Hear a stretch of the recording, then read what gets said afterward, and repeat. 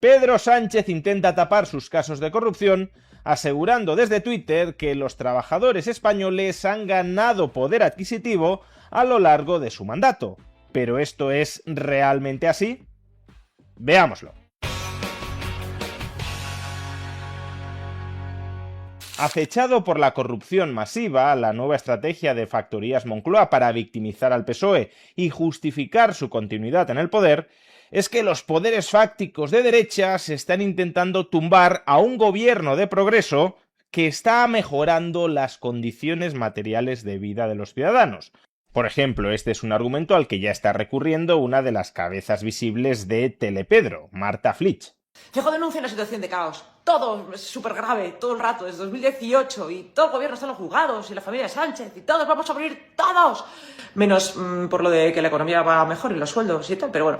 Pero no penséis que este discutible argumento elaborado por Factorías Moncloa simplemente está siendo divulgado por los periodistas a sueldo de Telepedro, sino que el propio Pedro Sánchez, el dueño de Telepedro, se ha dedicado a defenderlo desde su red social en X. Esto ha escrito Pedro Sánchez. El salario medio en España creció un 23% entre 2018 y 2024, por encima de la inflación. Los salarios bajos lo hicieron en un 42%, duplicando la subida de la inflación. Frente al ruido mediático, la corrupción masiva y estas cosas es ruido mediático, frente al ruido mediático, la realidad de este país, unos ciudadanos que siguen ganando poder adquisitivo gracias a las políticas de este gobierno. En el propio gráfico que adjunta Pedro Sánchez podemos ver que el salario promedio entre 2018 y 2024 ha crecido un 23% y que la inflación en ese mismo periodo de tiempo lo ha hecho en un 19%. Pues bien, eso significa que, aun cuando diéramos por buenas estas cifras que nos ofrece Pedro Sánchez, la ganancia de poder adquisitivo que habría obtenido en 6 años el trabajador español promedio apenas sería del 3,3%. 3,3% a lo largo de 6 años. No una ganancia de poder adquisitivo del 3,3% anual. No. A lo largo de 6 años y, por tanto, una ganancia promedio de poder adquisitivo de apenas un 0,5% anual. Estas son las cifras de las que presume Pedro Sánchez y en las que fundamenta la continuidad de su gobierno, a pesar de los múltiples y graves casos de corrupción que lo rodean. Y sí, es verdad que los trabajadores en el percentil 10, uno de los más bajos de la distribución salarial, han ganado bastante más poder adquisitivo durante este periodo, tal como constata el gráfico que adjunta Sánchez, pero este es un efecto que se explica enteramente por la subida del salario mínimo decretada por el gobierno, no por la buena marcha de la economía, sino por la coacción legal. Tan es así que el resto de salarios de la economía no han notado esa ganancia de poder adquisitivo. Ya hemos visto qué ha sucedido con el salario medio de la economía, una subida raquítica del 3,3% en 6 años.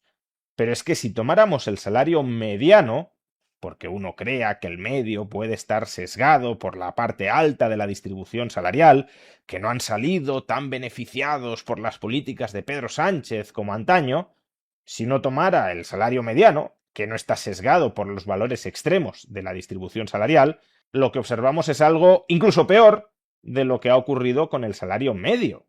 Durante ese periodo, el salario mediano solo ha crecido en términos nominales un 22%, menos que el salario promedio, de tal manera que una inflación del 19,3% te deja una revalorización real a lo largo de 6 años de poco más del 2%. Pero es que además estas cifras injustificadamente triunfalistas de Pedro Sánchez sobre la evolución de los salarios en España deben corregirse en al menos 2 direcciones. La primera es la que ya ha puesto de manifiesto el profesor de Economía de la Universidad de las Hespérides, Santiago Calvo, y es que las cifras que ofrece Sánchez están en términos de salarios brutos, es decir, salarios antes de cotizaciones sociales a cargo del trabajador y también antes de impuestos soportados por el trabajador. Pues bien, si en lugar de estudiar la evolución del poder adquisitivo en términos de salarios brutos, la estudiamos en términos de salarios netos, de la renta que realmente le queda disponible al trabajador, ni siquiera podemos hablar de una ganancia raquítica de poder adquisitivo tras descontar la inflación, sino que después de inflación y de impuestos, el trabajador promedio en España está hoy peor que en el año 2018. Lo podéis ver en este gráfico. El salario neto real, es decir, el salario después de inflación y después de impuestos que recaen directamente sobre el trabajador en el año 2018, fue de 19.228 euros anuales. Y en el año 2024, tras las 2 legislaturas de Pedro Sánchez, ese salario promedio neto real se redujo a 19.123 euros. Estamos hablando, por tanto, de una caída del poder adquisitivo efectivo del trabajador promedio del 0,5%. Esencialmente, estancamiento salarial. Un ligero empeoramiento, pero en absoluto la mejora que está vendiendo como mercancía averiadísima Pedro Sánchez. Y claro que en 6 años los salarios netos reales estén estancados o incluso hayan caído algo, no es en absoluto un triunfo, es un grotesco fracaso de la política económica y laboral de este gobierno. Pero esta es solo una de las correcciones que tenemos que hacerle al gráfico de Pedro Sánchez. La segunda es plantearnos si de verdad esa subida de los precios del 19,3% en 6 años refleja correctamente la realidad de todos los trabajadores. Pero antes de que expongamos esta segunda trampa del gráfico que ha compartido Pedro Sánchez, dejadme que os recuerde que si queréis ahorraros algunos impuestos dentro de este contexto de presión fiscal creciente sobre los salarios, hasta el punto de que han caído en términos reales desde el año 2018 por culpa de los impuestos, si queréis ahorraros algunos impuestos en vuestra declaración anual de la renta, esto es algo que podéis hacer a través de los planes de pensiones de la plataforma que apadrina este vídeo, Indexa Capital. Indexa Capital es un gestor automatizado, RoboAdvisor, que crea y gestiona carteras diversificadas de fondos indexados adaptadas a tu perfil de riesgo, con monitorización y rebalanceo automático. Y esas carteras diversificadas de fondos indexados que proporciona Indexa también pueden contratarse en la modalidad de plan de pensiones. Eso significa que, como particular, las aportaciones que efectúes a estos planes de pensiones te permiten reducir tu base imponible general del IRPF, no la cuota, la base imponible general, en hasta 1.500 euros anuales. Por tanto, si estuvieses tributando al tipo marginal máximo, tu ahorro efectivo por hacer aportaciones a planes privados de pensiones sería de 750 euros anuales. Pero es que estas aportaciones se vuelven especialmente interesantes en el caso de los trabajadores autónomos. Como autónomo, ese límite general no es de 1.500 euros anuales, sino de 5.750 euros anuales. Por tanto, si como autónomo haces aportaciones de 5.750 euros a estos planes de pensiones de Indexa, tu ahorro efectivo en el IRPF, si tributaras al tipo marginal máximo, podría llegar a ser de hasta 3.000 euros anuales. Además, ten en cuenta que estos planes de pensiones de Indexa están indexados a índices bursátiles globales diversificados como el Standard & Poor's 500 o como el MSCI World, de manera que tienden a exhibir a largo plazo una rentabilidad promedio anual después de inflación de en torno al 7%. No son el típico plan de pensiones que comercializa un banco y que no bate la inflación, y además a unas comisiones mucho más bajas que las de un banco, de apenas el 0,5-0,6% anual. Si quieres obtener más información sobre Indexa, podrás obtenerla pinchando en el enlace que aparece en la caja de descripción del vídeo o en el comentario destacado. Bien, entonces, ¿cuál es la segunda trampa o el segundo factor que nos obliga a matizar muchísimo el gráfico que ha mostrado Pedro Sánchez? Pues en esencia que está utilizando una misma tasa de inflación acumulada entre 2018 y 2024 para todos los grupos de renta, para las rentas bajas y para las rentas altas. Esto, como simplificación, puede ser aceptable, porque el INE no calcula IPCs adaptados al nivel de renta, pero que cuando se nos pretende vender que el nivel de vida de los trabajadores más pobres ha aumentado tantísimo, que es al final el mensaje que pretende trasladar Pedro Sánchez en su gráfico, conviene desde luego tener presente. Hay mucha evidencia, no solo nacional, sino también internacional, que el IPC, la subida de precios que tienden a soportar las rentas bajas, suele ser superior al que tienden a soportar las rentas altas, porque en la cesta de la compra de las rentas bajas tienen presencia bienes que se suelen encarecer bastante más que aquellos bienes que están presentes en la cesta de la compra de las rentas altas. Por ejemplo, de manera muy clara y significativa durante los últimos años, alimentación y vivienda. ¿En qué cesta de la compra pesan más los alimentos? ¿En la cesta de la compra de los trabajadores pobres o en la cesta de la compra de los trabajadores ricos?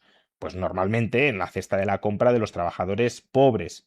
¿En qué gastos mensuales pesa más el gasto en alquiler? ¿En los gastos mensuales de los trabajadores pobres o en los gastos mensuales de los trabajadores ricos? Pues normalmente, sobre todo si los trabajadores ricos son propietarios de vivienda, en los gastos mensuales de los trabajadores pobres. Por consiguiente, la evolución de estos precios tenderá a ejercer mucha más influencia negativa sobre la renta efectiva, sobre el poder adquisitivo efectivo de los trabajadores pobres que de los trabajadores ricos. Por ejemplo, Pedro Sánchez nos dice, los sueldos más bajos, el percentil 10 de salarios antes de impuestos, se han revalorizado en términos nominales durante mi mandato un 42%, y la inflación durante ese periodo solo ha sido del 19,3%. Bien, pero ¿cuál ha sido, por ejemplo, la inflación de los alimentos durante ese mismo periodo? Pues ha sido del 36,3%. ¿Y cuál ha sido, a su vez, la evolución del precio del alquiler durante ese mismo periodo de tiempo? Pues aquí hay diversidad de fuentes estadísticas, pero los portales inmobiliarios suelen cifrarlo en al menos un 35%. Por tanto, en la medida en que la alimentación y la vivienda tengan un peso bastante más alto en los gastos mensuales de los trabajadores más pobres que en los gastos mensuales de los trabajadores más ricos, parece obvio que el coste de la vida para los trabajadores más pobres ha subido entre 2018 y 2024 bastante más que ese 19,3% que cifra Pedro Sánchez. Imaginad, por ejemplo, que ha subido un 30%, y algunos pensarán que nos quedamos cortos. Pues entonces, la subida del salario real antes de impuestos del percentil 10 de los salarios apenas sería del 9% a lo largo de 6 años. Que oye, un 9% en 6 años no está mal, tampoco es que sea ni muchísimo menos. Un resultado increíble, triunfal, pero no está mal. Ahora bien, cuando tu única cosecha es esa, porque prácticamente todos los otros trabajadores han perdido o apenas han ganado poder adquisitivo a lo largo de 6 años, pues entonces, que lo único que puedas exhibir es que un grupo reducido de trabajadores ha ganado a lo largo de 6 años un poder adquisitivo antes de impuestos de solo el 9%, ya digo, ese es un resultado bastante deplorable. Pero en verdad el ejercicio más deplorable de todos en este gráfico de Pedro Sánchez no es ninguno de los anteriores. El ejercicio propagandístico y deplorable de este gráfico es que pretenda utilizarlo para de alguna manera tapar o justificar sus escandalosos casos de corrupción. Pedro Sánchez podría ser el mejor gobernante del mundo, que no lo es, y aún así, si él o los suyos se han corrompido, debería rendir cuentas por esa corrupción. Y no se rinden cuentas por la corrupción, mintiendo sobre ellas y colocando en Twitter un gráfico truchado.